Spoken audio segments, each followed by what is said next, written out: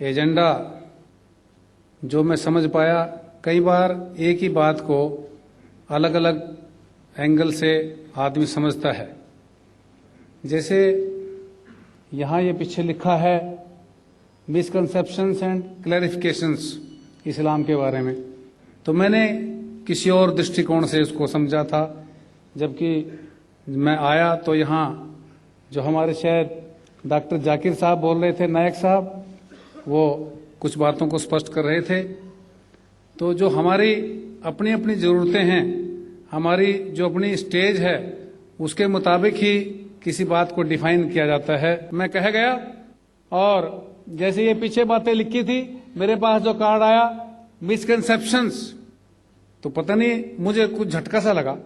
मैंने कहा इस्लाम और इस्लाम के बारे में मिसकंसेप्शन किसको, कौन है जिसको मिसकंसेप्शन है इस्लाम के बारे में, मैं जानना चाहता हूं।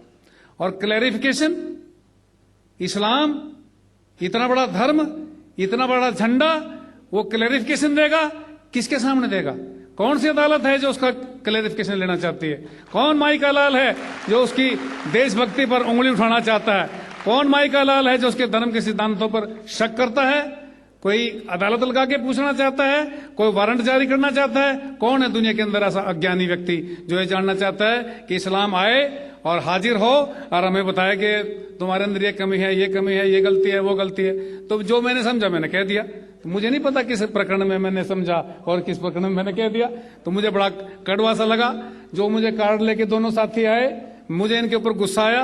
अरे मैं कहा ये क्यों छपवा दिया? क्या बात, कोई अपराध की वृत्ति है? कोई डर रहे हैं किसी से? किससे डर रहे हैं? क्या हमारे ऊपर कोई आरोप पत्र, चार्जशीट जारी की है किसी ने? तो इस्लाम एक ईश्वर का हुक्म है, भगवान का आदेश है। और मैं एक बात कहना चाहता हूं, छोटी सी बात है, सबके समझ में आने वाली बात है।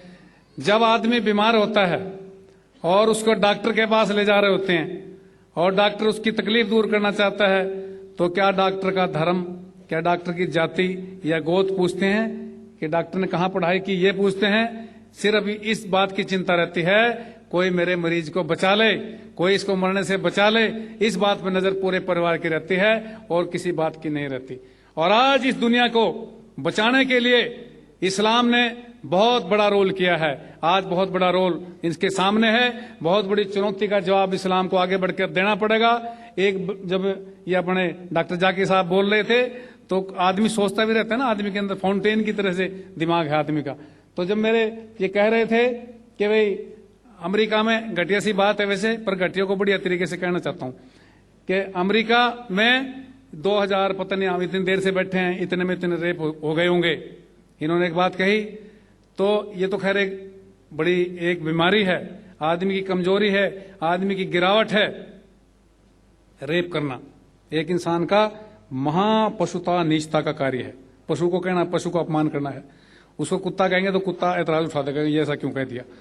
तो मैं ये कहना चाहता हूं, वैसे मेरे मन में आई, भाई ये तो आपने सोच लिया कि अमेरिका में इतने रेप होते हैं। क्या आपने कोई ऐसा देश देखा जो देश दूसरे देशों का रेप करता है? अमेरिका अपने आप में एक रेप का प्रतीक है।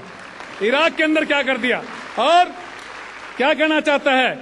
आज अमेरिका की नजर में तमाम दुनिया के लोग हैं, अपने आप को थानेदार समझ करके किसी की भी गर्दन मुर्गे की तरह पकड़ के कहना चाहता है इसमें ये गलती। भाई मैं तो जानता नहीं, मैंने बेचारे को देखा नहीं कभी, सद्दाम हुसैन को, कोई ना मेरा रिश्तेदार है, मैं फोटो फाटो देखी होगी उसके एक आध बार, पर मैं पूछना चाहता हूं, मेरे दिल में बड़ा दर्द उठता है।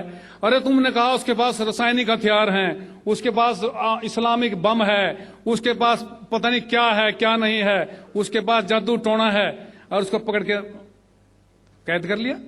अरे तो किसी के बारे में कह दो, ये तो कह दो मनमोहन सिंह के पास रासायनिक हथियार हैं, कल मनमोहन सिंह को पकड़ लो, कल मुशर्रफ को पकड़ लो, लंका वाली बेचारी वो कुमार तुंगे है, उसको कह दो ये भी जादूगरनी है, इसको पकड़ लो। तो ये सारी दुनिया के लोगों को, और एक बात हमारे शंकराचार्य महाराज ने कही कि सबको ये जो भाषा समझता हो उसको कुरान शरीफ दी जानी चाहिए। और मैं कहना चाहता हूं आपको कि पकड़ लो गर्दन बुश की, उसको रटवाओ पहले तो कुरान शरीफ। किसी भाषा में समझते हो भाषा में, नहीं तो गांव वाली भाषा में, जैसे भी समझा सकते हो समझाओ।